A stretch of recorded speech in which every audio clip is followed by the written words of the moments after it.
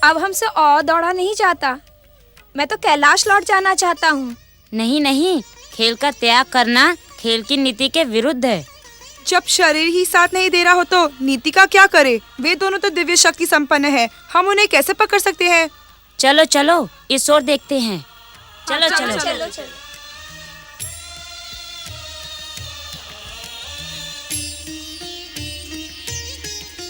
बड़े भैया कार्तिकेय, हमें पकड़ना तो दूर, वे हम तक पहुंच भी नहीं सकते। मयूरेश्वर, अपने प्रतिद्वंदी को निर्बल नहीं समझना चाहिए।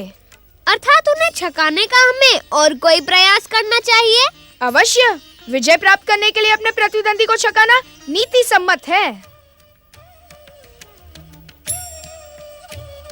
मयूरेश्वर, असफलता केवल यही सिद्ध करती है कि सफलता का कार्य पूरे मन से नहीं किया गया है। प्रश्न सफलता और असफलता का नहीं है बड़े भैया। तो प्रश्न किसका है? प्रश्न तो अपने साथियों पर दया का है। दया का? हाँ बड़े भैया, हम दोनों दिव्य शक्ति संपन्न हैं। बेचारे शिवगणों के बालक तो साधारण है। क्या अपनी शक्तियों का प्रयोग उनके विरुद्ध अन्याय नहीं होगा? परंतु मयूरेश्वर, हम तो उनके साथ साधारण बालकों के समान ही खेल रहे हैं। महादेव शिव और महादेवी शिवा के पुत्र साधारण में भी असाधारण ही रहेंगे। अर्थात हमें उनको न छकाकर उनकी यही प्रतीक्षा करनी चाहिए। बड़े भैया, यदि हम प्रतीक्षा करने लगेंगे तो वे हमें पकड़ लेंगे और हमारी असफलता यही सिद्ध करेगी कि हमने सफलता का प्रयास ही नहीं किया। तुम उचित कह रहे हो मयूरेश्वर। हम दोनों उस पेड़ के पीछे छिप जाते हैं। जब वे लोग हमारे समीप आएंगे तब हम उन्हें छकाने का और कोई उपाय सोच लेंगे। चलो। यदि ऐसी बात है तो हम बिना दूसरा तीसरा उपाय सोचे उन दोनों को पकड़कर ही रहेंगे। बड़े भैया कार्तिकेय को भले ही हम पकड़ ना पाए, परंतु श्री गणेश अपनी दिव्य शक्तियों का प्रयोग न करे तो हम श्री गणेश को अवश्य ही पकड़ पाएंगे। श्री गणेश को क्यों? क्योंकि वे गजमुख हैं। इतना स्थूलकाय उनका शरीर है। हमारे समान वो थोड़ी ही दौड़ पाएंगे। चलो।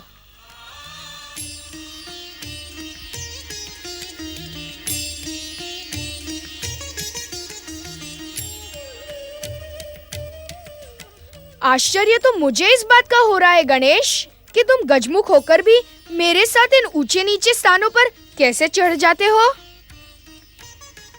बड़े भैया कार्तिकेय, अब हम क्या करें? क्या इनका पीछा करें?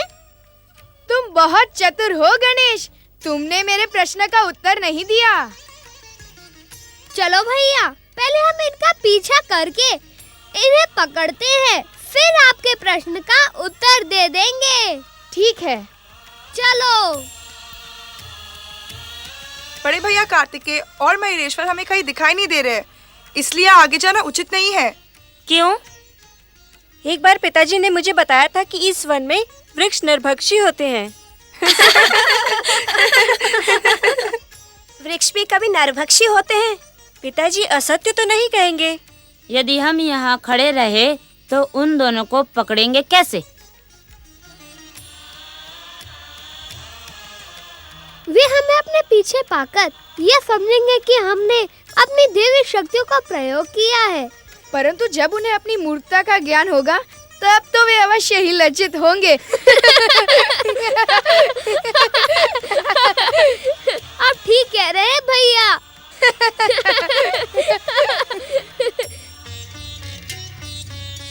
स्वामी, कहीं ये बालक श्री गणेश तो नहीं है? हाँ हाँ देवी, इस संसार में गणेश के अतिरिक्त गजमुख बालक और कौन हो सकता है? तो आइए ना स्वामी, हम इन्हें रोककर इनका आदर सत्कार करते हैं। नहीं देवी अहिल्या, इनकी बाल लीलाओं में बाधा डालना उचित नहीं होगा। परंतु स्वामी, हमें इनके दर्शनों से महान पुण्य प्राप्त होगा। देवी, इस समय हम स्नान का संकल्प लेकर आश्रम से निकले हैं। स्नान के पश्चात यदि हमें यहाँ मिले तो हम इन्हें अवश्य आमंत्रित करेंगे। स्वामी, ऐसा सौभाग्य हमें बार बार प्राप्त नहीं होगा। मैं जानता हूँ देवी किंतु इस समय हम जिस उद्देश्य से निकले हैं उस उद्देश्य को पहले पूर्ण करते हैं। और वैसे भी इस समय तो ये यहाँ खेल रहे हैं, हमारे रोकने से इन्हें कष्ट होगा। आओ देवी, पहले स्नान करते हैं। चलिए। नारायण नारायण नारायण, श्रीमन नारायण नारायण नारायण।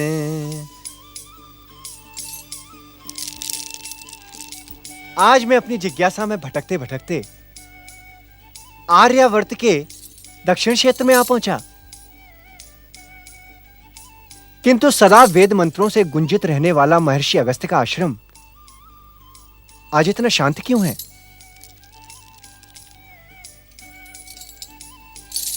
नारायण नारायण। ऐसा प्रतीत होता है कि महर्षि अगस्त्य चिंतामग्न है। नारद, अब तो तुम्हें महर्षि अगस्त्य के दर्शन करने ही होंगे। नारायण नारायण।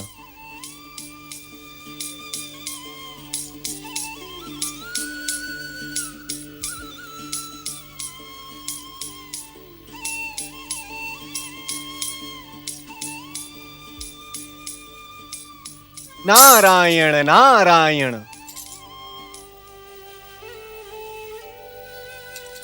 देवर्षि आप? महर्षि, श्री शैल पर्वत पर स्थित आपके आश्रम की कीर्ति संपूर्ण पृथ्वीलोक में विख्यात है, किंतु आज मैं ये क्या देख रहा हूं कि इस आश्रम में ना तो वेद मंत्रों की गूंज सुनाई दे रही है और ना ही हवन यज्ञ आदि हो रहे हैं। देवर्षि, आप उचित समय पर पधारे हैं। इस समय मुझे आपके परामर्श की आवश्यकता है। मेरा परामर्श महर्षि? देवर्षि, आप तो जानते ही हैं, मेरे आराध्य देव भगवान भोलेनाथ ने अपने पुत्र कुमार कार्तिकेय को दक्षिण में शिव भक्ति के प्रचार प्रसार के लिए मुझे सौंपा था। परंतु क्या महर्षि? अग्रपूज्य श्री गणेश स्वयं प्रकट होकर अपने बड़े भाई कुमार कार्तिकेय को कैलाश लौटा ले गए। उनके जाने के पश्चात यह आश्रम ही नहीं, यहां का सारा वातावरण उदास है। नारायण नारायण। आप सत्य कह रहे हैं महर्षि। कुमार के यहां से जाने के पश्चात इस आश्रम की दयनीय स्थिति स्पष्ट दिखाई पड़ रही है। देवर्षि, पिछले कुछ दिनों से मैं कैलाश जाने के लिए विचार कर रहा हूं, परंतु मैं कुछ निर्णय नहीं कर पा रहा। मेरा कैलाश जाना उचित भी होगा या नहीं? नारायण नारायण। ऋषिवर, आप तो ज्ञान के सागर हैं, बुद्धि के स्वामी हैं। इस समय मेरी बुद्धि और ज्ञान भ्रमित हो चुके हैं देवर्षि। आप ही मेरा मार्गदर्शन करें। ऋषिवर, यदि आप मुझसे पूछ रहे हैं तो मेरे विचार से इस समय आपका कैलाश जाना अनुचित होगा। ये आप क्या कह रहे हैं देवर्षि? नारायण नारायण।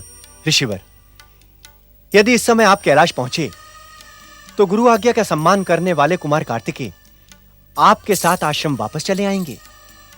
तो मैं उन्हें लौटाने के लिए तो जा रहा हूं। महर्षि, इस समय कैलाश का वातावरण मयूरेश्वर श्री गणेश और कुमार कार्तिकेय की बाल लीलाओं से आनंदित है। यदि कुमार आपके साथ वापस चले आए तो उन दोनों की बाल लीलाओं में बाधा उत्पन्न होगी, जो कि अनुचित होगा। तो मैं क्या करूं देवर्षि? ऋषिवर, इस समय आप वही करें जिसका परामर्श आप समस्त संसार को देते हैं। आप अपना सर्वस्व अपने आराध्य को समर्पित कर दें। समय आने पर वे स्वयं आपको संकेत देंगे। नारायण नारायण।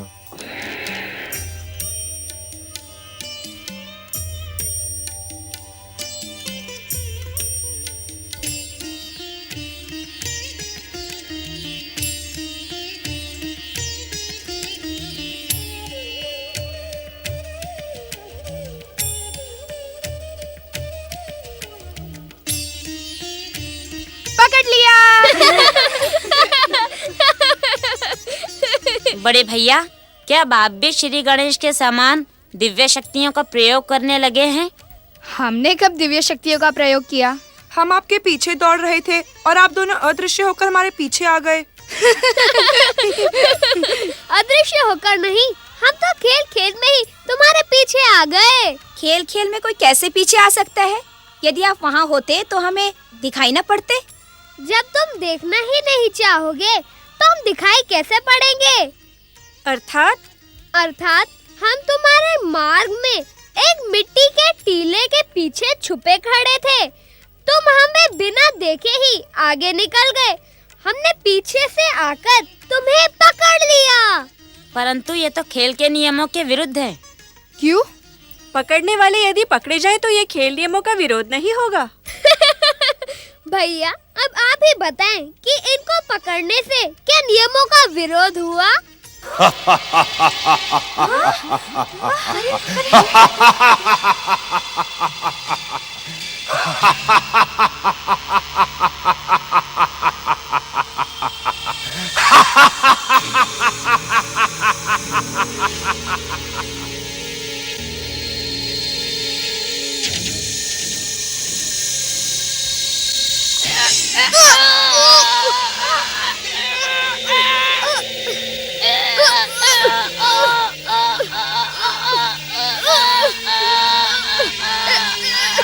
मयूरेश्वर, माँ शक्ति का स्मरण करो, वे अवश्य ही हमारी सहायता करेगी। जय माता पार्वती, जय माता शक्ति, जय माता की।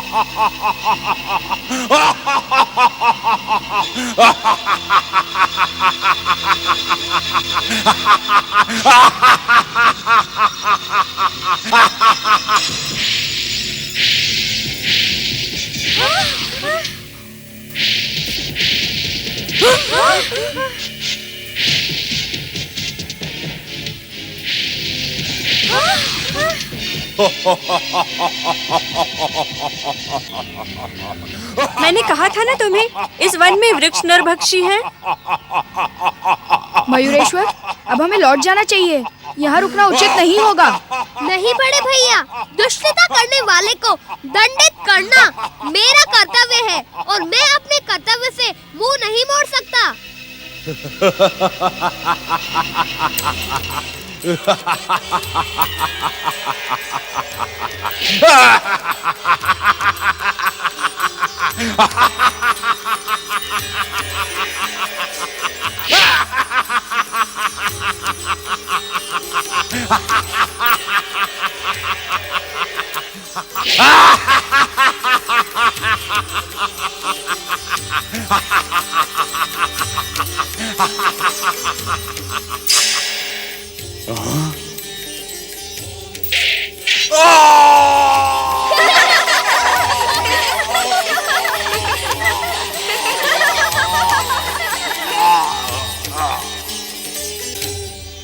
भैया कार्तिकेय और मयूरेश्वर श्री गणेश की जय।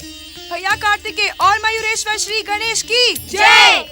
बड़े भैया कार्तिकेय और मयूरेश्वर श्री गणेश की जय। बड़े भैया कार्तिकेय और मयूरेश्वर श्री गणेश की जय। मयूरेश्वर, अब हमें लौट जाना चाहिए। माता हमारी चिंता कर रही होंगी। ना भैया ना, मैं अभी नहीं लौट सकता। क्यों? इस दुष्ट वृक्ष राक्षस से युद्ध करके मैं बहुत थक गया हूँ और भूख से तड़प रहा हूँ। क्या तुम्हें भूख नहीं लग रही बाल सखाओ? हाँ मयूरेश्वर, हमें भी बहुत भूख लगी है। पर इस वन में भोजन का प्रबंध कहाँ से होगा? मन में आशा हो तो भगवान भी मिल जाते हैं। फिर भोजन का क्या है? आसपास कहीं ना कहीं भोजन का प्रबंध हो ही जाएगा। देखो, उस आश्रम में हमारे भोजन का प्रबंध अवश्य हो जाएगा। नहीं नहीं मयूरेश्वर, ऐसे ही किसी के आश्रम में प्रवेश करना उचित नहीं होगा। आश्रम और ऋषि का कर्तव्य तो संसार का कल्याण करना ही है। इस समय इस आश्रम के ऋषिवर हमारी भूख का कल्याण अवश्य करेंगे। कैलाश पहुंचकर भी तो भोजन किया जा सकता है। वैसे ही हमें विलंब हो चुका है। विलंब की चिंता छोड़ो बड़े भैया, पहले पेट पूजा करो। भूखे रहना अब मेरे लिए संभव नहीं है। आओ तुम भी चलो। नहीं नहीं, मैं नहीं आऊंगा, मैं जा रहा हूँ। आओ साथियों।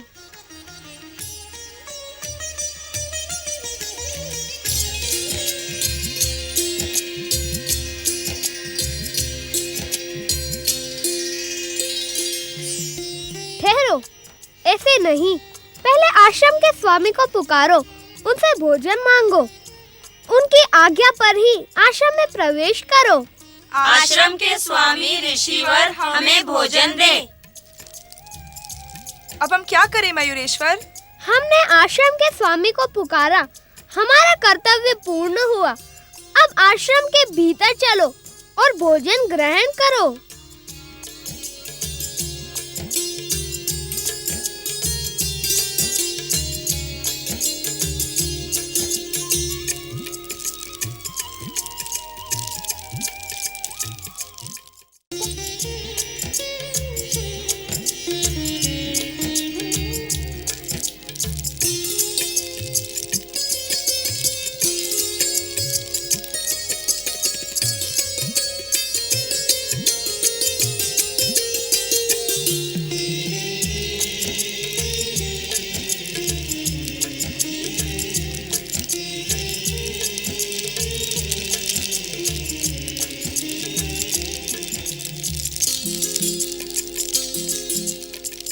इतनी सी सामग्री से मेरा क्या होगा? तुम सब भी तो हो। यहाँ इतना ही है, हमें इसी से संतोष करना पड़ेगा। संतोष मैं करूं अथवा तुम सब? हम सभी संतोष करेंगे। नहीं, ऐसे भोजन से क्या लाभ जिससे न भूख शांत हो न आनंद आए। जाओ इधर उधर ढूंढो, कुछ न कुछ तो मिल ही जाएगा।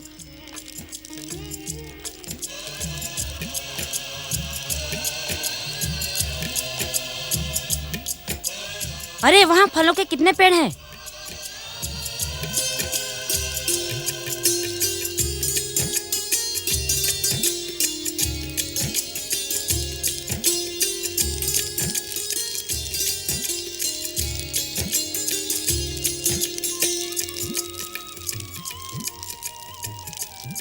अब तुम सब भी खाओ।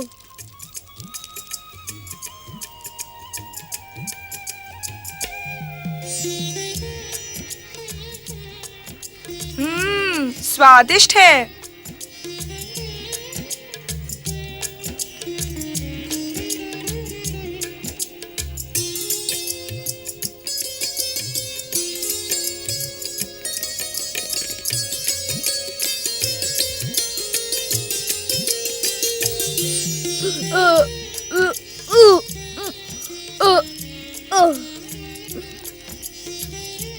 देवी अहिल्या, शीघ्र चलो, पूजा का समय हो गया है।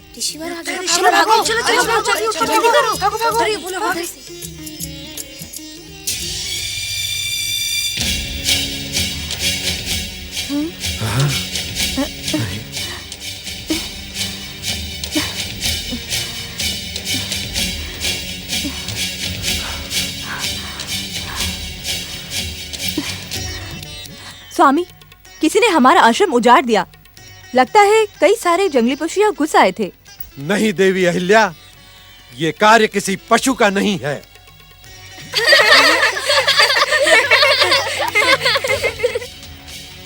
गौरी पुत्र गणेश।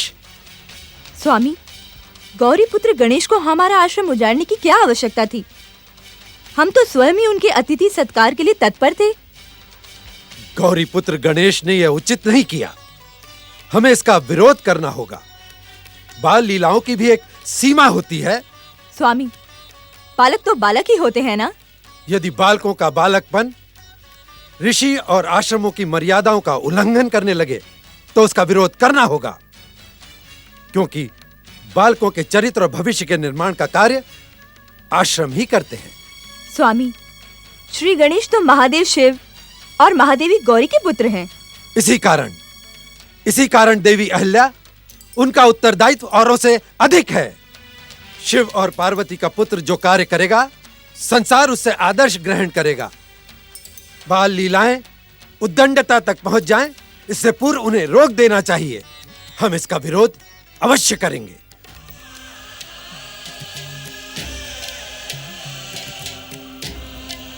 प्रणाम पिताश्री, प्रणाम माताश्री।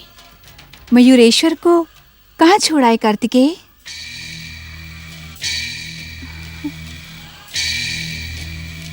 तुम्हें इतना विलंब कैसे हो गया कुमार? क्षमा करें माता, विलंब का कारण आप मयूरेश्वर से ही पूछ लीजिएगा। वो मेरी कोई बात ही नहीं मानता है माता।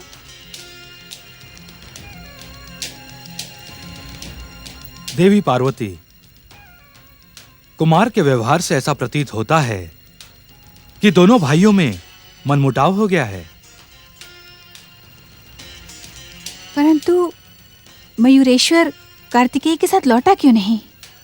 मयूरेश्वर कहीं बाल लीलाओं में खोया हुआ है। वो शिवगणों के बालकों के साथ कहीं रम गया है। बाल लीलाओं में ऐसा क्या रमना कि माता पिता की चिंता ही ना हो उसे? आने दीजिए उसे।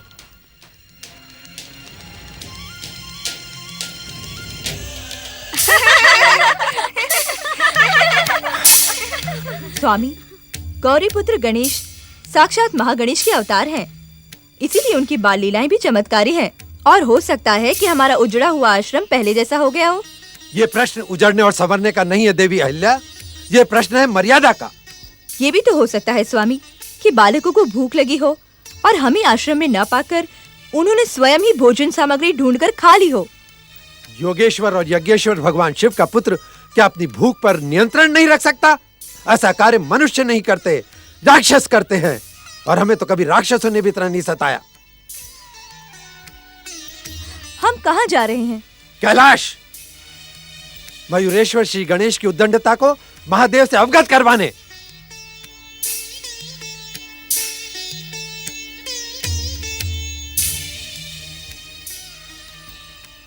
प्रणाम ऋषिवर, प्रणाम माता अहल्या। आप शिव पार्वती के पुत्र श्री गणेश है ना? आपने ऐसा क्यों किया? देखिए, मुनिवर कितने क्रोधित हो रहे हैं। माता, न तो मैं आपको अपना परिचय दे सकता हूँ और न ही मैं आपको आपके प्रश्न का उत्तर दे सकता हूँ। क्या आपको एक ऋषि के क्रोध की तनिक भी चिंता नहीं है?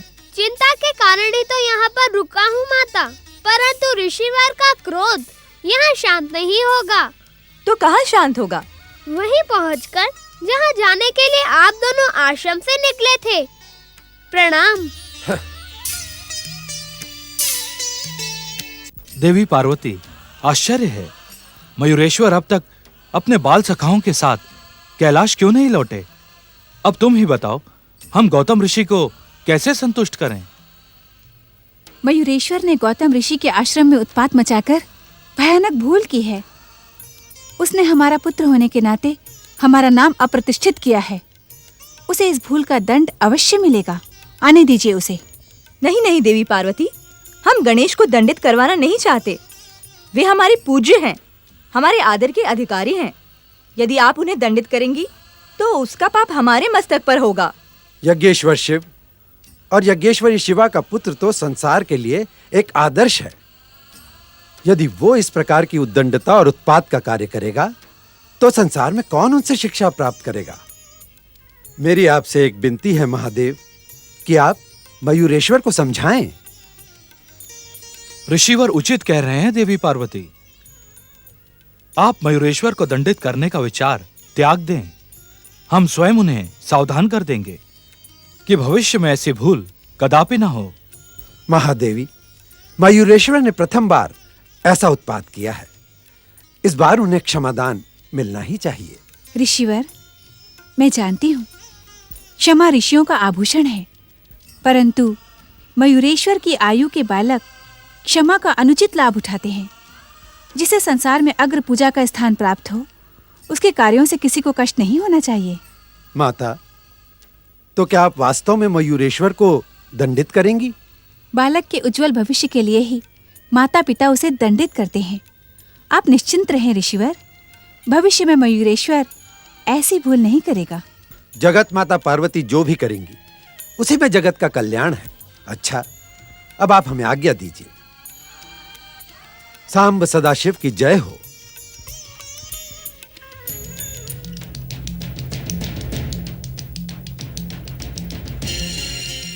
प्रणाम ऋषिवर। प्रणाम माता अहल्या।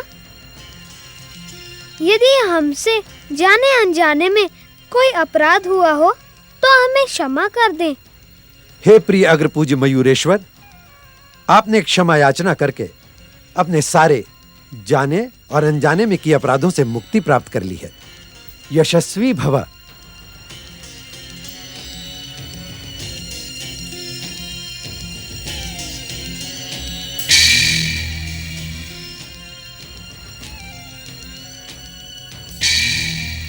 माता, अपने क्रोध का त्याग करें। मयूरेश्वर की ओर से मैं आपसे क्षमा याचना करता हूँ। इससे दंडित ना करे माता। तुम्हें मयूरेश्वर की ओर से क्षमा याचना करने की आवश्यकता नहीं है कुमार।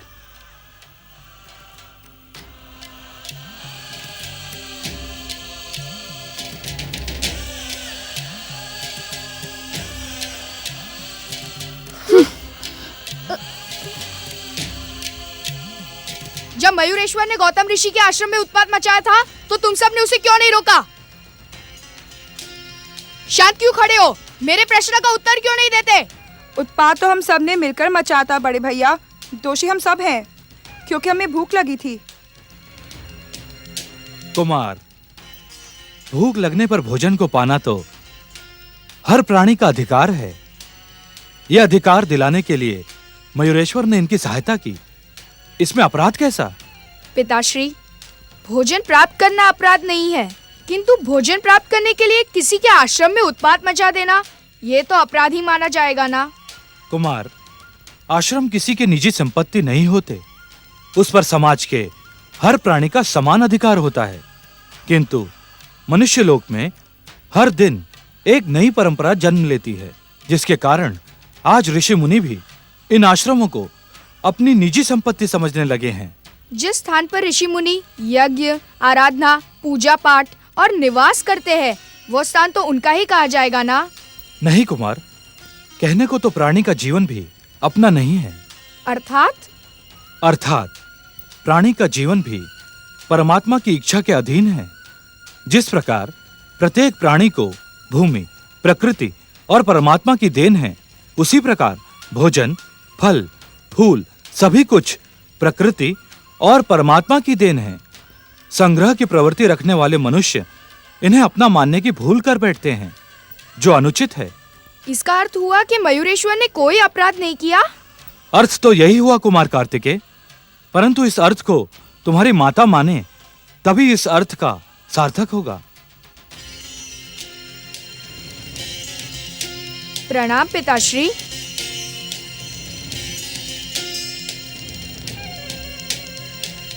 चलो मेरे साथ।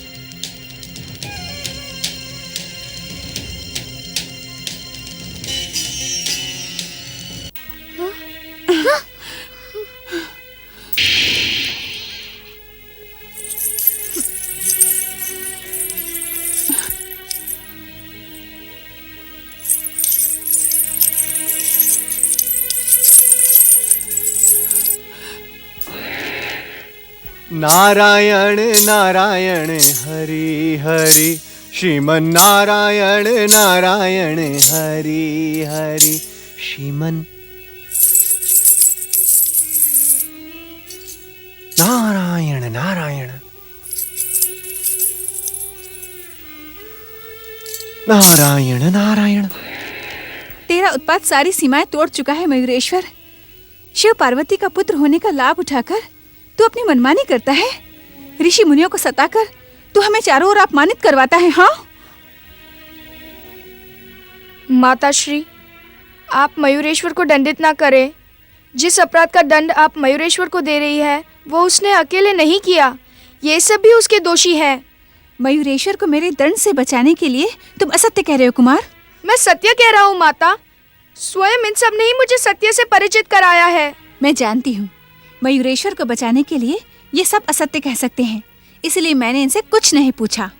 परंतु माता, कुछ कहने की आवश्यकता नहीं है। मयूरेश्वर इन सब का नेता है। यदि ये न कहता तो क्या ऋषि गौतम के आश्रम में जाकर इनमें से कोई भी उत्पात मचाने का साहस कर सकता था? नारायण नारायण। अग्र पूज्य मयूरेश्वर को इस प्रकार दंडित न करें माता, इसका परिणाम अनर्थकारी हो सकता है। तुम बिना बुलाए यहाँ क्यों प्रकट हो गए नारद? मैंने तो तुम्हें आमंत्रित नहीं किया। तुम मुझे किसी परिणाम का भय न दिखाओ। अपराधी पुत्र को दंडित करना माता का कर्तव्य होता है। शांत हो जाए माता, कृपया शांत हो जाएं। मैंने कहा ना देवऋषि, आप माता और पुत्र के मध्य ना आए। एक बात कहूँ माता, आप मुझ पर क्रोध तो नहीं करेंगी ना? मैं तुम्हारी चतुराई जानती हूँ मयूरेश्वर, परंतु आज तुम्हारी किसी भी बात से मेरा क्रोध शांत नहीं होगा। कोई तुम्हारे नाम का उल्हाना लेकर कैलाश आए, ये मुझे प्रिय नहीं। मेरी बात सुन तो ले माता। कहो, क्या कहना चाहते हो? आप मुझे इसी कारण इतना कठोर दंड दे रही हैं ना, क्योंकि मैं आपका अपना पुत्र नहीं हूँ।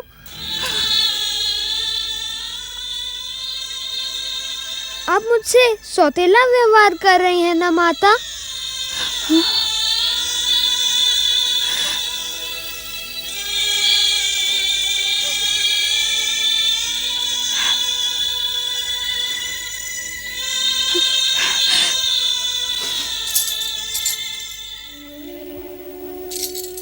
नारायण नारायण। हे मयूरेश्वर, आपको दंड देने का माता का उद्देश्य पूर्ण हुआ। अब यदि आप आज्ञा दें तो मैं आपकी ये लौह श्रृंखला खोल दूं? नहीं देवर्षि, मैं अपनी माता के न्याय का अपमान नहीं करना चाहता। नारायण नारायण। हे मयूरेश्वर, तो क्या आप इसी लौह श्रृंखला में बंधे रहेंगे? नहीं देवर्षि, मेरे इस मयूरेश्वर अवतार का उद्देश्य इस घटना के साथ पूर्ण हुआ। अब मैं इसी स्वरूप में इस कैलाश की और आप सबकी विदा लेकर श्री महागणेश के पास जा रहा हूँ। ओम श्री महागणेशाय नमः। ओम श्री महागणेशाय नमः। ओम श्री महागणेशाय नमः। ओम श्री महागणेशाय नमः।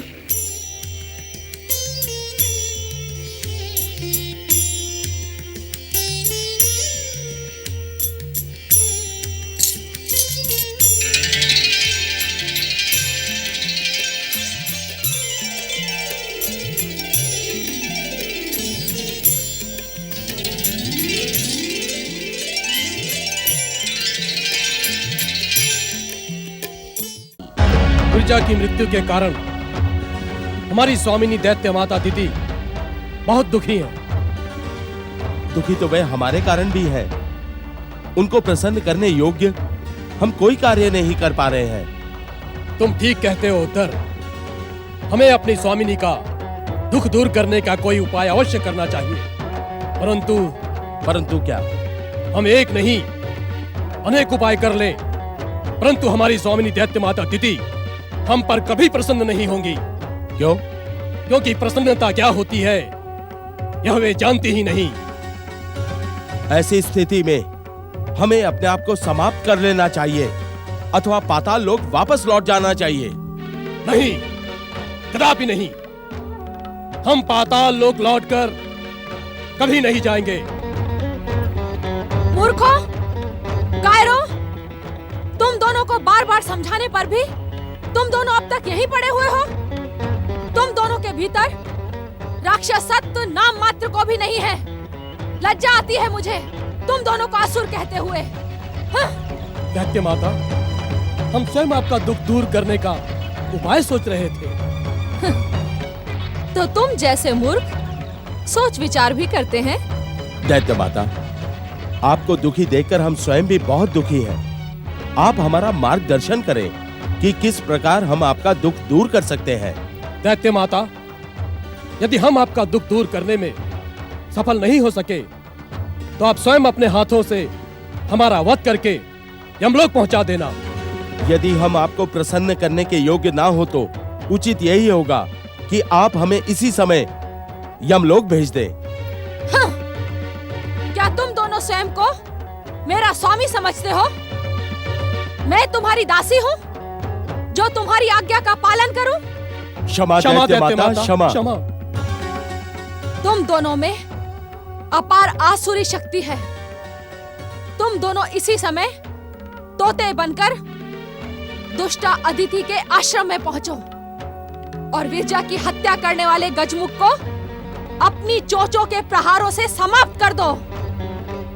जब तक तुम दोनों ऐसा नहीं करोगे तब तक विरजा की आत्मा को शांति नहीं मिलेगी। जो आज्ञा दैत्य माता।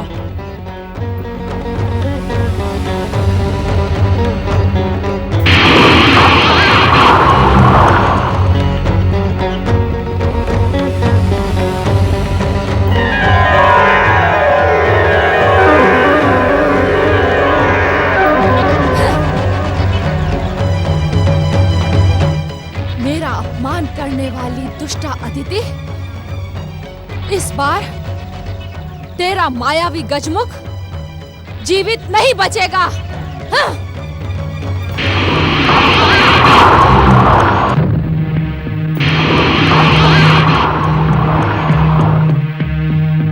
क्या सोच रहे हो धर? कुछ नहीं। परंतु मैं सोच रहा हूँ। क्या? वास्तव में मैं योजना बना रहा हूँ। इस बार उस दुष्ट गजमुख को समाप्त करने के लिए कौन सा उपाय करना चाहिए? तुम चाहे जितना सोच विचार कर लो उद्धत, परंतु उस दुष्ट गजमुख के हाथों हमारी मृत्यु निश्चित है। तुम ऐसा क्यों कहते हो उद्धर? उद्धत, जिसने हमसे कई गुना शक्तिशाली विरजा को जीवित नहीं छोड़ा, वो भला हमें जीवित क्यों छोड़ेगा? तुम लज्जित करने के योग्य हो उद्धर। तुम्हारे ये शब्द दैत्य माता अदिति ने सुन लिए तो वे तुम्हें जीवित नहीं छोड़ेंगी। अब हमें मरना तो है ही। उस गजमुख के हाथों मरे अथवा दैत्य माता अदिति के, उसमें कोई अंतर नहीं है। चुप रहो, मुझे तुम्हारी कोई बात नहीं सुननी है। दैत्य माता अदिति सत्य कहती है। तुम असुर कहलाने के योग्य ही नहीं हो। अपने शत्रु से प्रतिशोध लेने के स्थान पर तुम मुझसे भयभीत हो रहे हो। मेरे सत्य कथन को तुम भय का नाम दे सकते हो उद्धत? असुरों के जीवन में सत्य कथन मात्र अपने स्वामी की इच्छा पर कार्य करना होता है। अब हमें किसी भी प्रकार दैत्य माता अदिति को कष्ट पहुंचाने वाले उस दुष्ट गजमुख को समाप्त करना है। स्वाहा। ओम महागणेशाय नमः स्वाहा। ये तीनों एक साथ बैठे हैं। हमें इन पर एक साथ आक्रमण करना होगा। सावधान! नहीं, प्रत्यक्ष रूप से हम उसे परास्त नहीं कर सकते। क्यों ना हम अपनी मायावी शक्ति से मारक हलाहल वायु का प्रयोग करके इन तीनों को अचेत कर दें। फिर इतनी निराशा के पश्चात भी तुमने अच्छी युक्ति सोची है। चलो।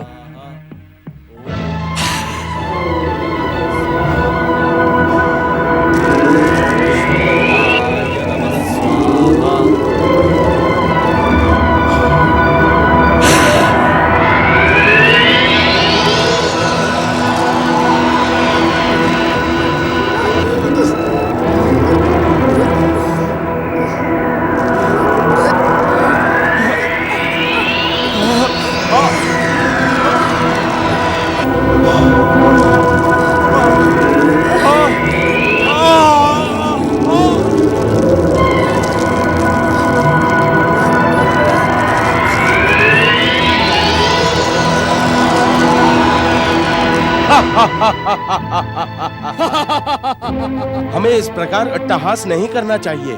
ये तीनों सावधान हो सकते हैं। चुप रहो।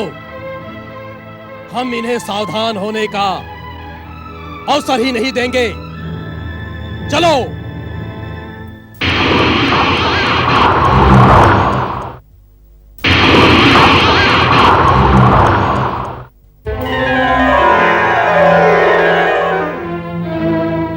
अब हमें तोते का शरीर धारण करने की क्या आवश्यकता है? मूर्ख हो तुम। तुम्हारी जैसी मूर्खता विरजा ने भी की थी। वो साध्वी रूप का त्याग करके राक्षसी रूप धारण कर इस गजमुख के साथ लड़ने चली थी, इसी कारण मारी गई। परंतु तब गजमुख अचेत नहीं था। तर्क वितर्क मत करो और अपनी चोंच से प्रहार करो।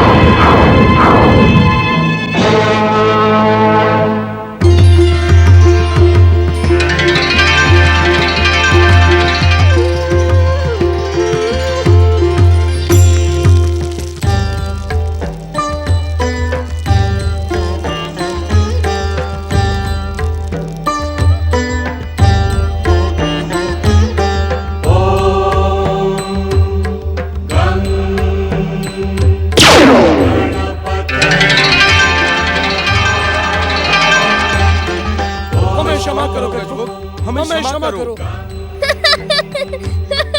हमें क्षमा करो गजमुख, हमें क्षमा करो। हमें क्षमा कर दे गजमुख। आप पर प्रहार करने का आदेश हमारी स्वामिनी दैत्य माता दीति ने दिया था। उनके आदेश के कारण हम विवश थे। मैं भी तुम दोनों को समाप्त करने के लिए विवश हूँ दुष्टों। तुम्हें क्षमा करना अपने कर्तव्य से मुंह मोड़ने के समान है। परंतु क्षमा मांगने वालों को क्षमा कर देना भी तो एक कर्तव्य है। अपनी मृत्यु को सामने देखकर तुम्हें नीति ज्ञान स्मरण होने लगा। मेरे प्रहार से तुम्हारे प्राण भले ही ना जाएं, परंतु मेरी इच्छा तक तुम अचेत अवश्य रहोगे।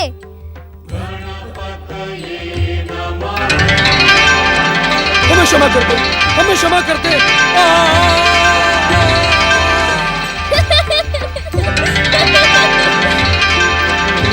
क्षमा कर दे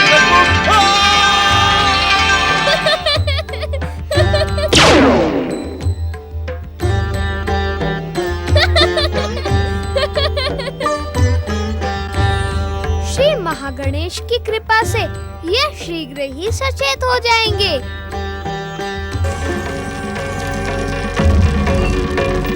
उद्धत और उद्धर अब तक लौट कर क्यों नहीं आए? मेरी योजना के अनुसार अब तक तो दुष्टा अदिति की रक्षा करने वाले गजमुख का अंत हो गया होगा।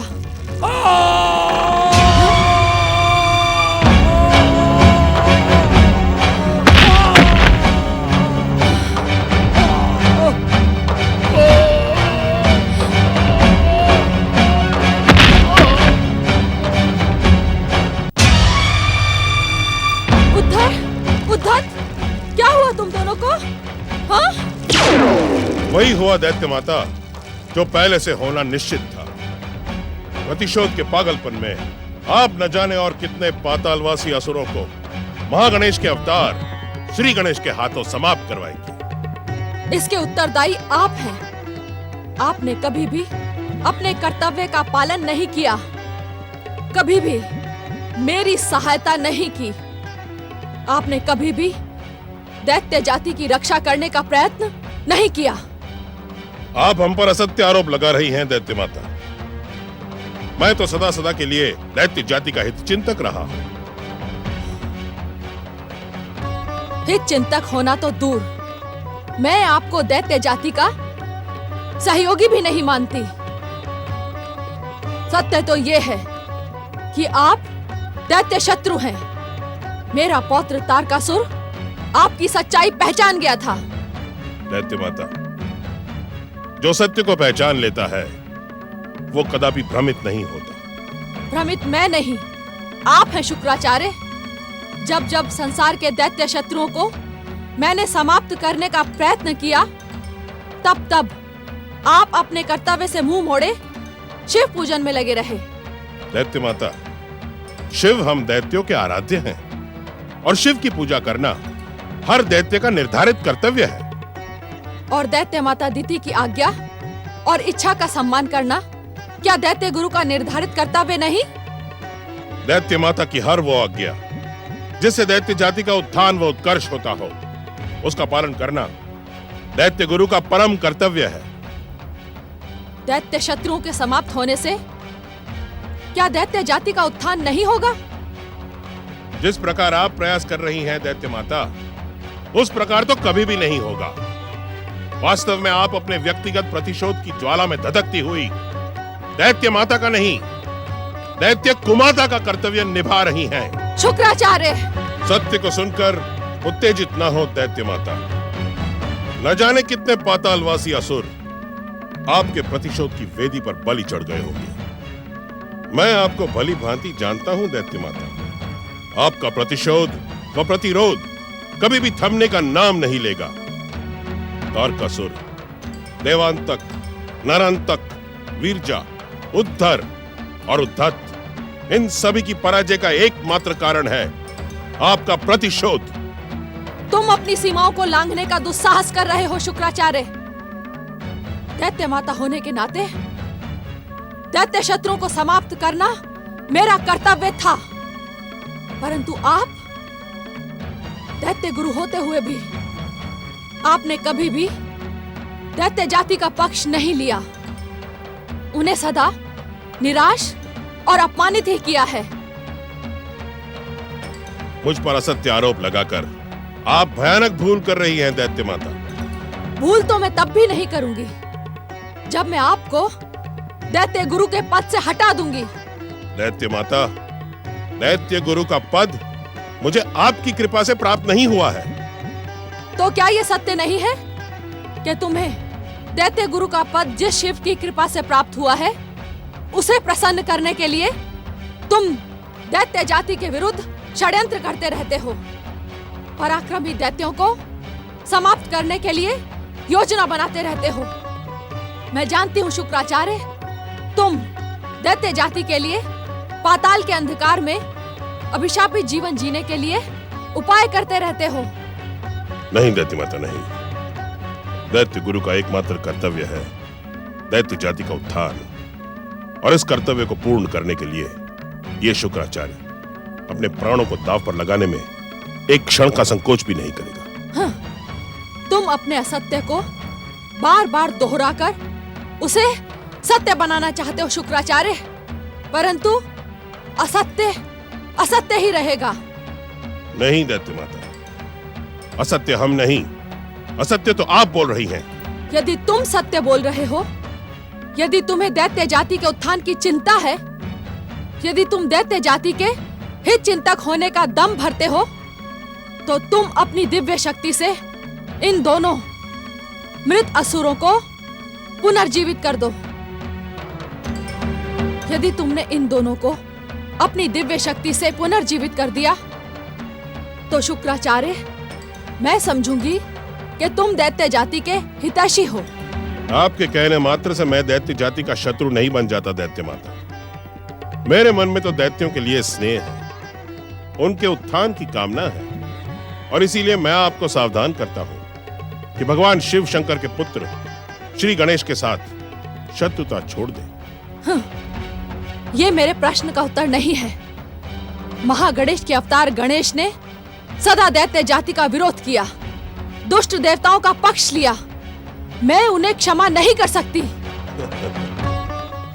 उन्हें आपके क्षमादान की भी आवश्यकता नहीं है दैत्य माता, परंतु आपको उनकी कृपा की आवश्यकता अवश्य है। श्री गणेश से शत्रुता करने वाला कभी भी सुखी और सफल नहीं हो सकता।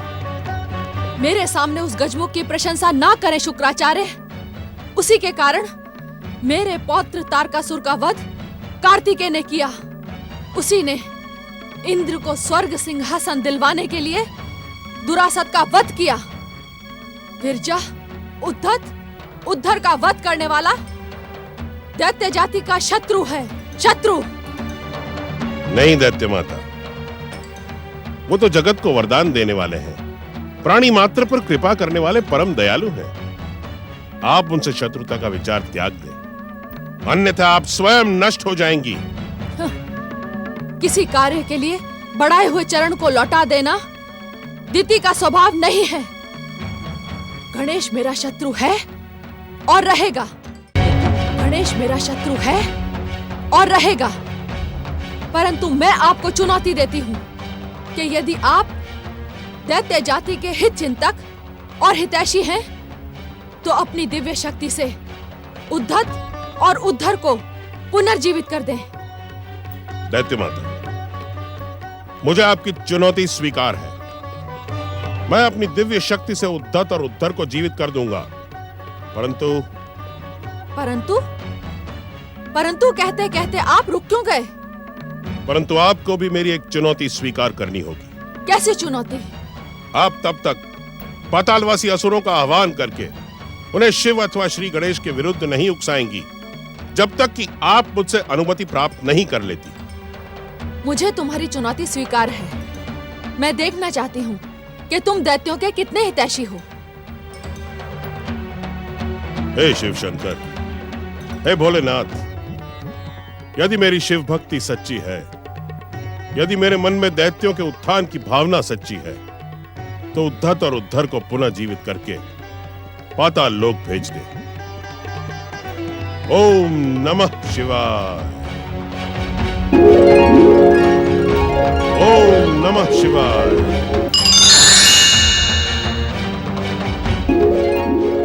ओम नमः शिवाय।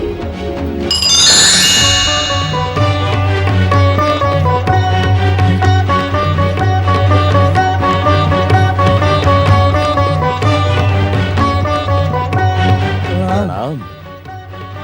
तुम्हारा कल्याण हो।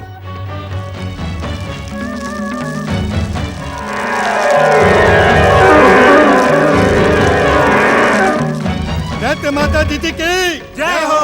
दैत्य गुरु शुक्राचार्य की जय हो।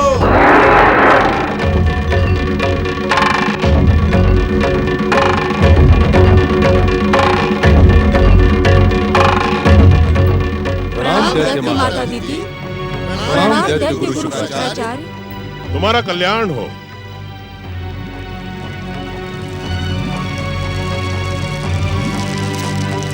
प्रणाम दैत्य माता। मेरा पौत्र तारकाक्ष आपसे कुछ निवेदन करना चाहता है। दैत्य माता, हम आपको अपनी स्वर्णपुरी ले जाने आए हैं। नहीं, कदापि नहीं। जब तक मैं अपने पति कश्यप ऋषि को उस दुष्टा अदिति के मोहपाश से छुड़ाकर यहाँ लेकर नहीं आ जाऊंगी, तब तक मैं यहाँ से कहीं नहीं जाऊंगी। तुम्हारी ये कामना कभी भी पूर्ण नहीं होगी दैत्य माता। स्वयं श्री महागणेश के अवतार महोत्कट श्री गणेश ने अदिति पुत्र के रूप में अवतार धारण किया है। उन्हें छोड़कर कश्यप ऋषि तुम्हारे आश्रम में कदापि नहीं आएंगे। हाँ, उस पाखंडी ऋषि को लौटना ही होगा शुक्राचार्य। आप हठ न करें दैत्य माता। आपका हित इसी में है कि आप तारक पुत्रों के साथ उनकी वैभव नगरी में निवास करें और तारक पुत्रों को शिव आराधना के लिए प्रेरित करें। शिव आराधना न करने के लिए मैं इन्हें प्रेरित कर सकती हूँ। ब्रह्मा से वरदान लेते समय तारक पुत्रों ने भयानक भूल की थी।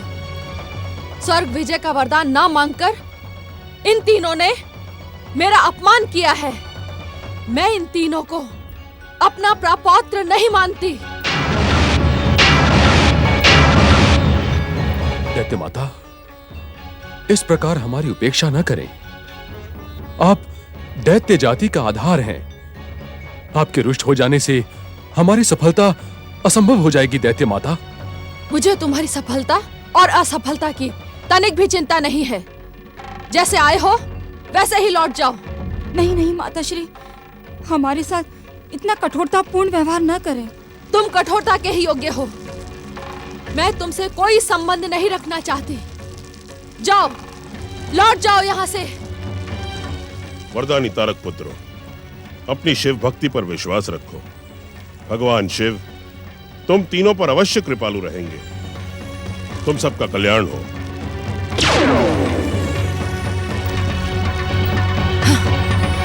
मैं भी देखती हूँ कि दुष्ट अदिति कब तक मेरे पति को अपने मोहपाश में बांध कर रखेगी।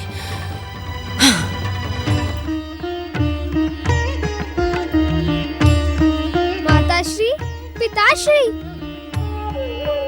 माताश्री, पिताश्री।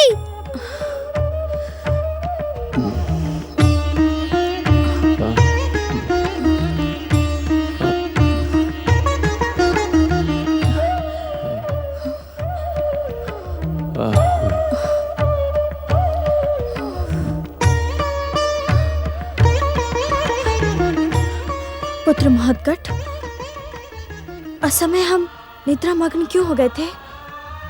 हमें क्या हो गया था पुत्र? मेरी विमाता और आपकी बहन ने हम तीनों को समाप्त करने के लिए 2 भयानक असुरों को शुक रूप में भेजा था।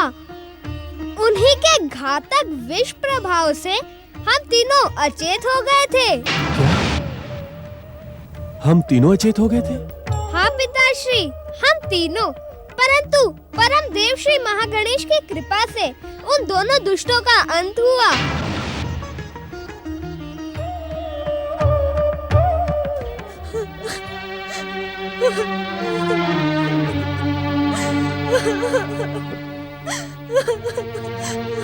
देवी अदिति, धैर्य रखें।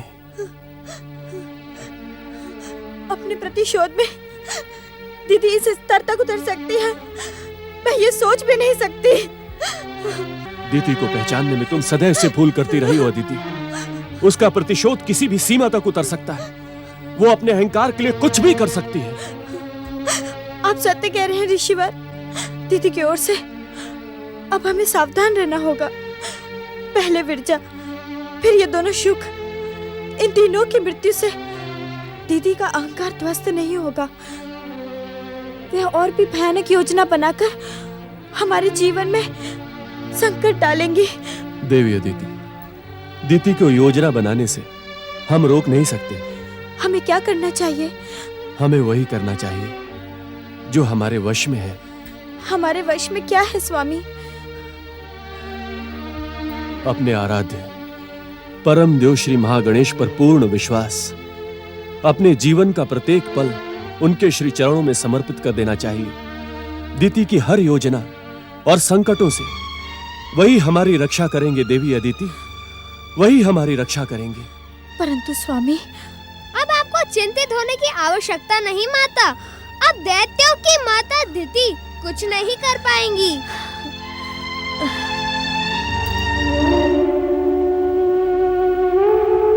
आप मुझे इसी कारण इतना कठोर दंड दे रही हैं ना माता, क्योंकि मैं आपका अपना पुत्र नहीं हूँ। बोलो माता, क्योंकि मैं आपका अपना पुत्र नहीं हूँ, इसीलिए आपका व्यवहार सौतेला है।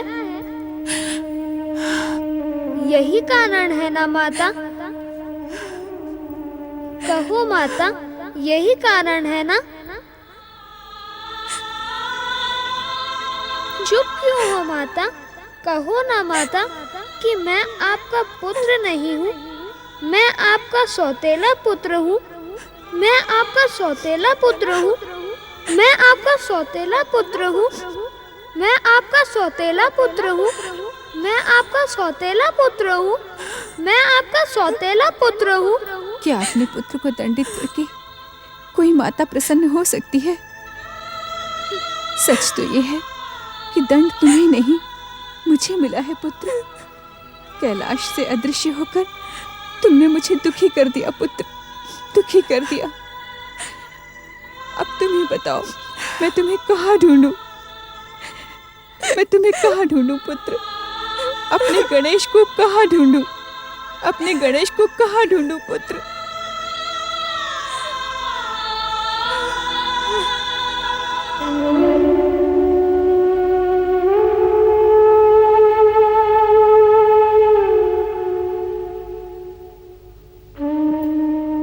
दुखी ना हो माता, अनुज गणेश शीघ्र ही लौट आएगा। वो अधिक समय तक हमसे दूर नहीं रह सकता। हमारा स्नेह उसे कैलाश लौटा लाएगा माता।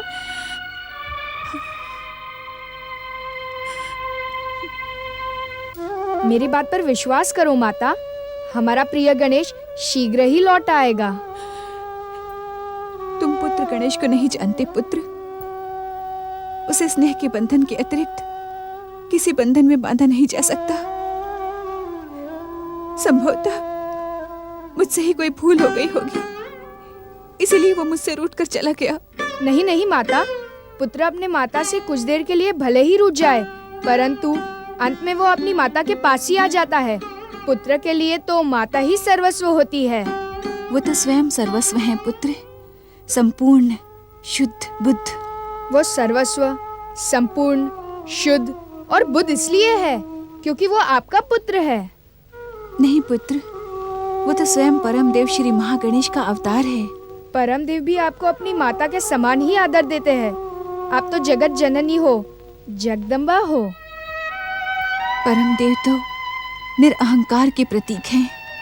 अपनी इच्छा मात्र से इस संसार को प्रकट करने वाले परम देव जगत पिता जगदीश्वर हैं। फिर भी वे आपको अपनी माता मानते हैं और वे अपनी माता को कभी भी दुखी नहीं देखना चाहेंगे। ओम नमः शिवाय, ओम नमः शिवाय, ओम नमः शिवाय, ओम नमः शिवाय, ओम नमः शिवाय, ओम नमः शिवाय, ओम नमः शिवाय, ओम नमः शिवाय, ओम नमः शिवाय, ओम नमः शिवाय। पधारें महर्षि अगस्त्य, आपका कैलाश पर स्वागत है। ओम नमः शिवाय।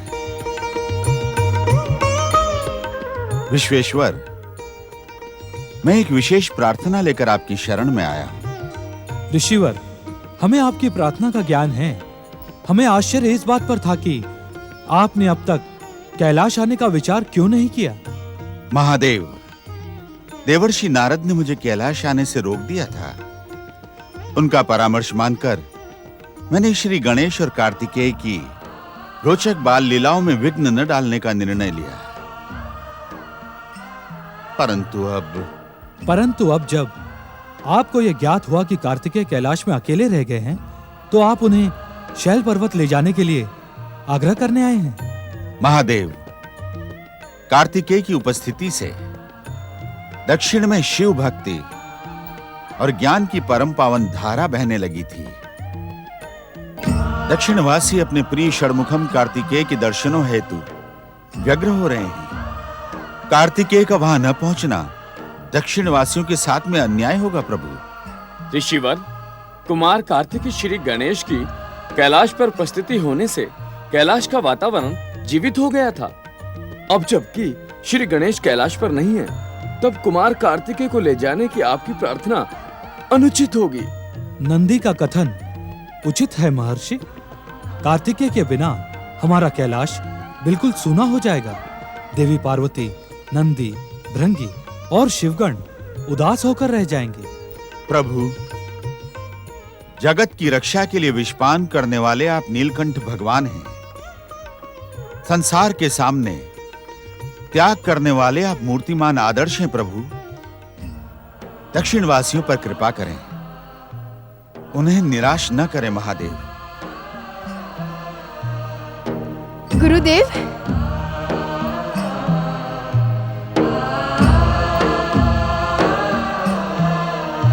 गुरुर ब्रह्मा गुरुर विष्णुः गुरुर्देवो महेश्वरः गुरुर साक्षात् परब्रह्मा तस्मै श्री गुरुवे नमः। महर्षि, आपके दर्शन पाकर कैलाश धन्य हुआ।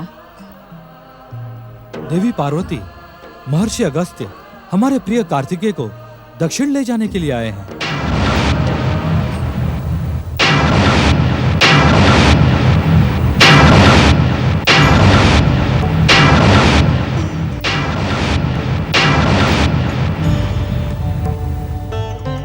हम जानते हैं कि मयूरेश्वर गणेश के अदृश्य हो जाने के पश्चात कार्तिकेय का वियोग हमारे लिए असहनीय होगा, परंतु दक्षिण के भक्तों की भावनाओं का भी हमें सम्मान करना होगा। अपने वियोग के मूल्य पर भक्तों का सम्मान। देवी पार्वती जन कल्याण और लोकहित की भावना रखने वाले को सबसे पहले स्वयं की इच्छाओं पर अंकुश लगाना पड़ता है। स्वामी, जाना तो कार्तिकेय को है, हमें उसकी भावनाओं और इच्छा का भी सम्मान करना चाहिए। क्यों कुमार, तुम्हारी क्या इच्छा है? क्या तुम? गुरु की इच्छा और आज्ञा पर विचार न करने की शिक्षा आपने ही मुझे दी है माता। महर्षि की आज्ञा का सम्मान करना मेरा परम कर्तव्य है और ये तभी संभव है जब आप दोनों मुझे जाने की अनुमति दे। भैया कुमार कार्तिकेय, क्या आप हमको छोड़कर चले जाएंगे? नंदी महाराज, हमारे संबंधों को शरीर की सीमाओं से न बांधो। शरीर से हम भले ही दूर हो, परंतु हमारी आत्मा और शिव भक्ति निकट से भी निकट है। कहीं ऐसा तो नहीं कार्तिकेय कि गणेश के अदृश्य हो जाने के कारण अब तुम्हारा कैलाश पर मन नहीं लगता? सत्य है माता, अनुज गणेश के बिना किसका मन लग सकता है। उनकी बाल सुलभ लीलाएं मुझे रह रहकर स्मरण होती है। दक्षिण जाकर भी मैं अपनी आराधना द्वारा उसे अपनी स्नेह की डोर में बांधने का प्रयास करूंगा। कुमार को जाने दो पार्वती, इसकी आवश्यकता कैलाश से अधिक दक्षिण को है। महर्षि अगस्त्य जब कार्तिकेय ने स्वयं ही अपनी इच्छा बता दी तो उसे रोकना अनुचित होगा। जाओ कार्तिकेय, गुरु आज्ञा का पालन करो। माताश्री, मेरे जाने पर दुख न करे माता। मेरा मन कहता है कि हमारा प्रिय गणेश शीघ्र ही कैलाश लौटकर आएगा।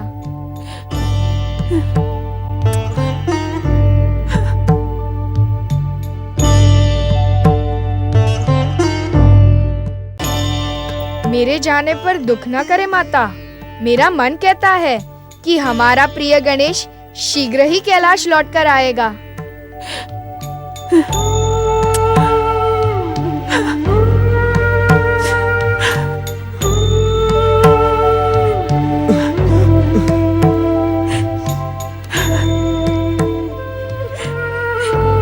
जाओ पुत्र, तुम्हारे जैसे पुत्र को पाकर कोई भी माता स्वयं पर गर्व कर सकती है। तुम वास्तव में शिव पुत्र कहलाने के योग्य हो। अपने महान पिता की भांति तुम्हारे भीतर भी लोक कल्याण और जनहित की भावना कूट कूट कर भरी है। तुम्हारा कल्याण हो, तुम यशस्वी बनो। मेरा आशीर्वाद सदा तुम्हारे साथ है।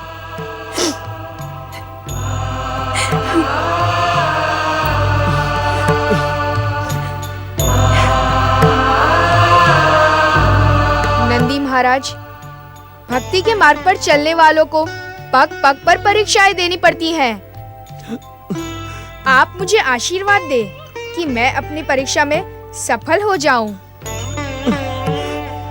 प्रणाम माताश्री। प्रणाम पिताश्री।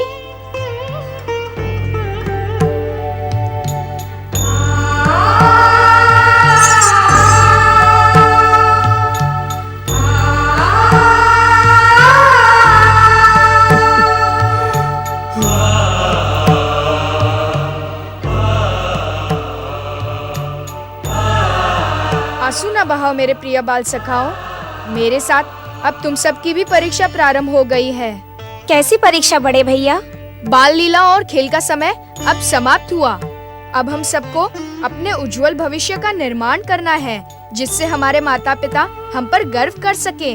तुम सब मुझे वचन दो कि तुम अपने भविष्य के निर्माण के लिए अथक प्रयास करोगे। हम आपको वचन देते हैं बड़े भैया। हमें आपकी मित्रता की सौगंध है।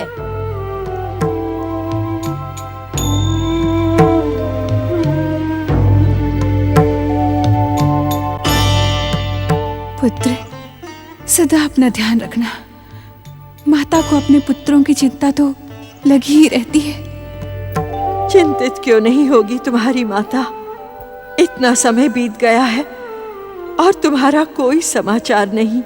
भले ही तुम संसार के लिए जगत माता पार्वती हो, किंतु अपनी माँ मैना के लिए तो नन्ही सी गौरी ही हो ना। क्या हमारी राजकुमारी गौरी को अपने माता पिता के दुख का ज्ञान नहीं होगा? ज्ञान होता तो वो यहाँ लौट कर ना आती। न जाने क्यों मुझे ऐसा लगता है कि अब वो समय दूर नहीं जब हमारी राजकुमारी गौरी हम सब पर कृपा करने हिमालय पधारेंगी। तुम्हारी वाणी पर माता सरस्वती वास करें। तुम्हारा कथन सत्य हो। अपनी प्रिय राजकुमारी को देखने के लिए हम सब तड़प रहे हैं।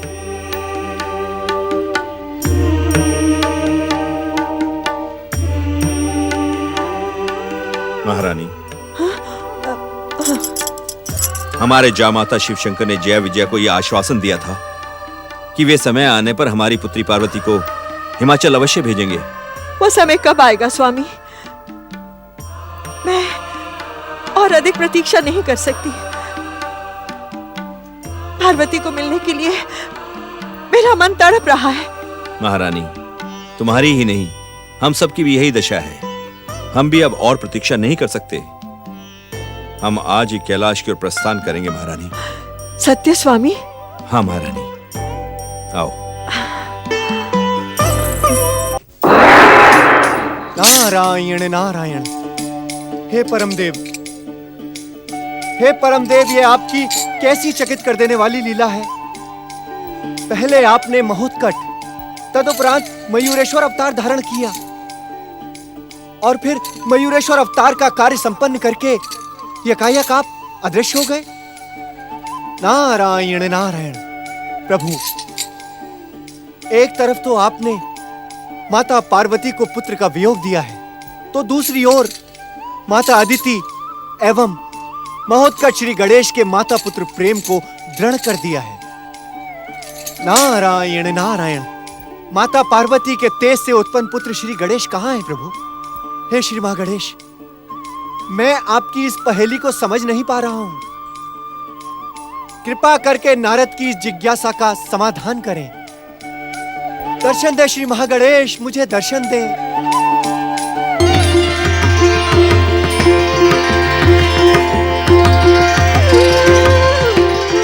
देवऋषि, इतना अधिक चिंतित होने की आवश्यकता नहीं है। नारायण नारायण। हे श्री महागणेश, आपकी लीला को देखकर मैं सचमुच चकित हो गया हूं। माता पार्वती का पुत्र वियोग हमारी लीला का एक अंश मात्र है। श्री गणेश स्वयं माता पार्वती से अधिक समय तक दूर नहीं रह सकते।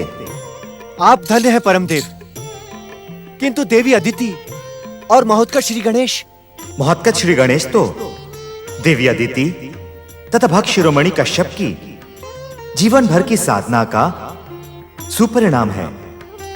श्री गणेश को तो अभी बहुत से कार्य संपन्न करने हैं। नारायण नारायण। हे परमदेव, जब आपकी लीला के अंतर्गत गजमुख श्री गणेश वापस कैलाश लौटेंगे तो क्या अपने उसी बाल स्वरूप में होंगे या? देवऋषि, आपकी जिज्ञासा का तो कभी अंत ही नहीं होता। एक प्रश्न का उत्तर पाकर आपके मन में अनेक प्रश्न उभरने लगते हैं। इतनी अधिक जिज्ञासा उचित नहीं है देवऋषि। और श्री गणेश के स्वरूप को लेकर धैर्यपूर्वक प्रतीक्षा करें। परम देव श्री महागणेश की जय।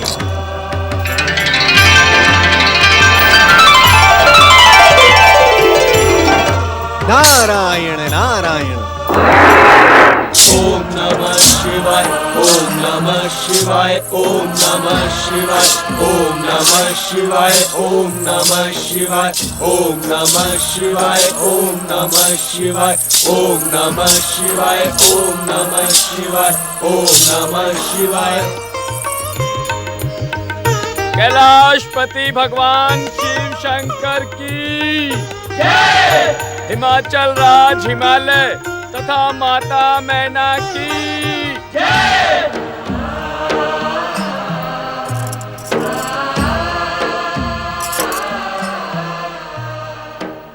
आपका कैलाश पे स्वागत है। हमें आपके कैलाश पधारने का कारण भी ज्ञात है। तब तो आपको हमारी दुख और वियोग का भी ज्ञान होगा महादेव। हे शिव शंकर, हमारा मन अपनी पुत्री को देखने के लिए तड़प रहा है। हम ही नहीं महादेव, सारा हिमाचल राज अपनी राजकुमारी पार्वती और नाती प्रिय गणेश के दर्शन पाने की प्रतीक्षा कर रहा है। हिमाचल वासियों की प्रतीक्षा का भी मुझे ज्ञान है। तो हमें पार्वती और प्रिय गणेश को हिमाचल ले जाने की अनुमति प्रदान करें। देवी, इस समय गणेश कैलाश पर नहीं है।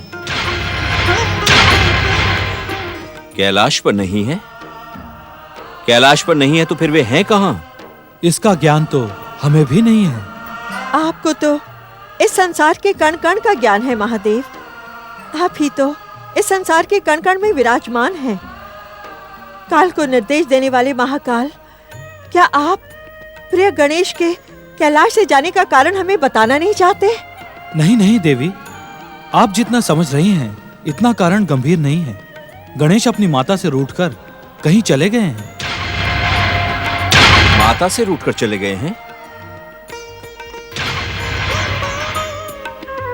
कहीं पुत्र माता से रूठकर घर का त्याग करता है? महाराज हिमालय, आप गणेश के साथ अन्याय कर रहे हैं। अर्थात? आप गणेश को साधारण बालकों के समान समझ रहे हैं, परंतु वे तो संपूर्ण नित्य शुद्ध और बुद्ध हैं। वे जहां भी होंगे, जो कुछ भी करेंगे, उसी में संसार का कल्याण होगा। परंतु वे इस समय हैं कहां?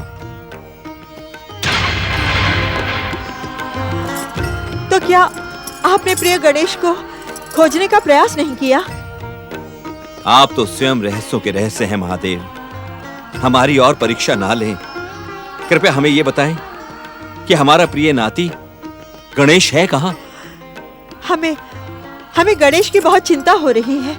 आपकी चिंता का अंत करने के लिए मैं इतना ही कह सकता हूँ कि अपनी माता से विनोद करना विनोदी गणेश का स्वभाव बन गया है। जब उसके विनोद का उद्देश्य पूर्ण हो जाएगा, वो स्वयं ही कैलाश लौट आएगा। शिव शंकर, यदि आप अन्यथा ना ले तो? अन्यथा का तो प्रश्न ही नहीं उठता देवी।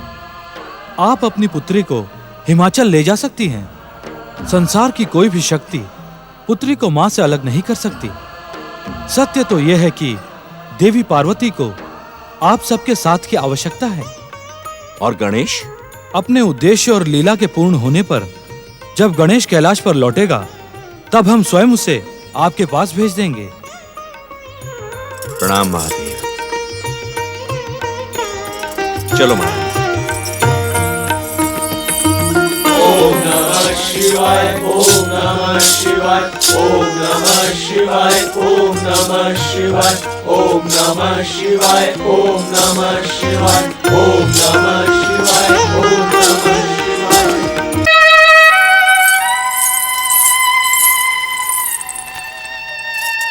पुत्री पार्वती। प्रणाम पिताश्री, प्रणाम माताश्री। पुत्री, हम दोनों तुम्हें हिमाचल भवन ले जाने के लिए आए हैं। इस समय मेरा कैलाश छोड़कर जाना उचित नहीं होगा। परंतु शिवाज्ञा? पुत्री, इस समय तुम हिमाचल ना जाकर शिव आज्ञा का उल्लंघन नहीं करोगी? प्रश्न शिवाज्ञा के उल्लंघन का नहीं है पिताश्री। प्रश्न तो माता की कर्तव्य का है। आपका नाती अपनी माता से रूठकर कहीं चला गया है और वो कभी भी लौट कर आ सकता है। ऐसे में मुझे ना पाकर उसकी व्यवस्था भी शिवशंकर ने कर दी है। प्रिय गणेश के कैलाश लौटते ही महादेव उसे हिमाचल भेज देंगे। पुत्री पार्वती, हम ये तो नहीं जानते कि इस समय तुम्हें हमारे साथ की आवश्यकता है भी या नहीं, परंतु हिमाचल वासी और हम सब के सब तुम्हारे साथ के लिए तड़प रहे हैं और अब तो शिवाज्ञा भी मिल चुकी है। चलो पुत्री, हमारे साथ चलो। आओ। हर हर महादेव, हर हर महादेव, हर हर महादेव, हर हर महादेव। तुम्हारी पुकार में भक्ति से अधिक चिंता प्रकट हो रही है। सत्य है महादेव, हम चिंतित हैं। तुम्हारी चिंता का कारण? आप तो कारणों के भी कारण हैं। श्री मयूरेश्वर श्री गणेश से पहले गौरी पुत्र श्री गणेश अचानक अदृश्य हो गए। मयूरेश्वर भी चले गए। हमारे प्रिय कुमार कार्तिकेय को अगस्त्य ऋषि दक्षिण ले गए। अब हमारी माता पार्वती को कैलाश से जाने की अनुमति ना दे भोलेनाथ। माता के जाने से कैलाश सूना हो जाएगा महादेव। हमारी प्रार्थना पर ध्यान दे देवाधिदेव। हर हर महादेव, हर हर महादेव, हर हर महादेव।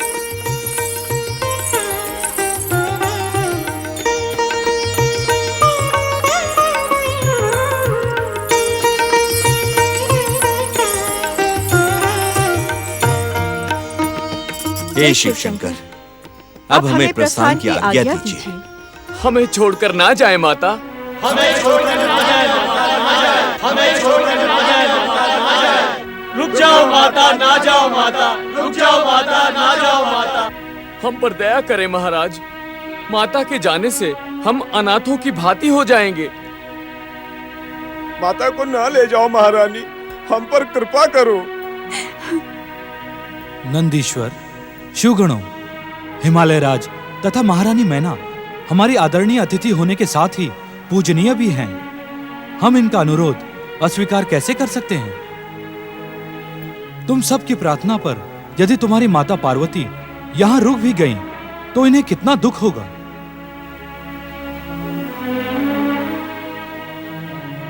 अपनी बात कहने में संकोच न करो नंदी, कहो क्या कहना चाहते हो? मुझे कुछ नहीं कहना, अपितु आपके द्वारा कही हुई बात का आपको स्मरण करवाना चाहता हूँ। कौन सी बात?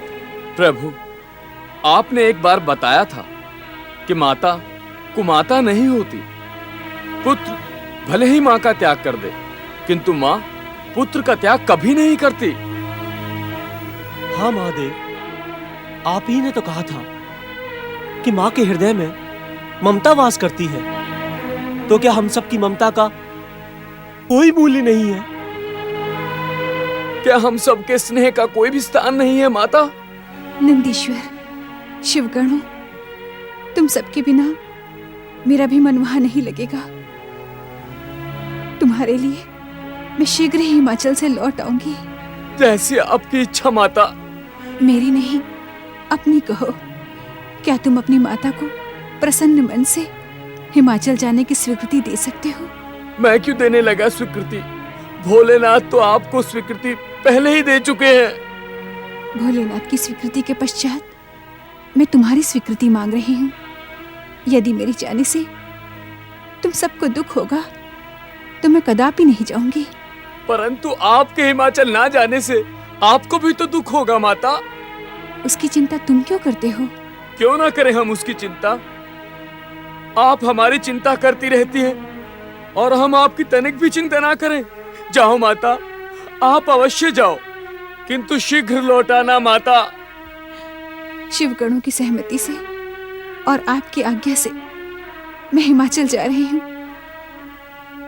आप मुझे आशीर्वाद दें स्वामी कि मेरा प्रिय गणेश मेरे पास लौट आए। देवी पार्वती, महागणेश के अवतार विनोदी गणेश की बाल लीलाओं से तुम हमसे अधिक परिचित हो। जब वे बाल गणेश के विभिन्न रूपों में अवतरित हो चुके हैं, तब वे तुमसे अधिक समय तक दूर कैसे रह सकते हैं? हिमाचल राजमहल में हम अपने नाती प्रिय गणेश की प्रतीक्षा करते रहेंगे। अवश्य देवी पार्वती, गणेश को अपने नाना नानी की इच्छाएं भी पूर्ण करनी है और शीघ्र ही गणेश आपके आंचल की छांव में पहुंच जाएंगे, इसका हमें पूर्ण विश्वास है।